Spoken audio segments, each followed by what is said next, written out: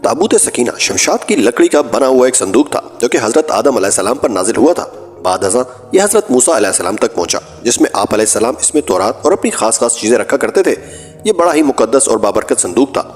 बनी इसराइल जब कुफार से जहाद करते तो इस संदूक को अपने सामने रख लेते और फिर इस संदूक से ऐसी बरकतों और रहमतों का ज़हूर होता कि बनी इसराइल अपने से कई गुना बड़ी फौज पर हावी हो जाती। जब बनी इसराइल तरह तरह के गुनाहों में मुलविस हो गए तो अज़ाब के तौर पर अल्लाह ताला ने ये बाबरकत संदूक इनसे इस तरह दूर कर दिया कि कौम अमालका के एक लश्कर ने इन पर हमला करके इनको बहुत नुकसान पहुंचाया और ताबूत सकीना अपने साथ ले गए। आगे ताबूत सकीना के साथ क्या हुआ, वो किसके पास पहुंचा, जब बनी इसराइल से मुकद्दस ताबूत दूर हुआ तो इनके साथ क्या हुआ, कौम अमालका के कुफार ने जब इस मुकद्दस ताबूत की तौहीन की तो इन पर क्या अजाब नाजिल हुआ, हजरत शमवेल अलैहिस्सलाम और तालूत बादशाह का इस मुकद्दस संदूक से ताल्लुक क्या था।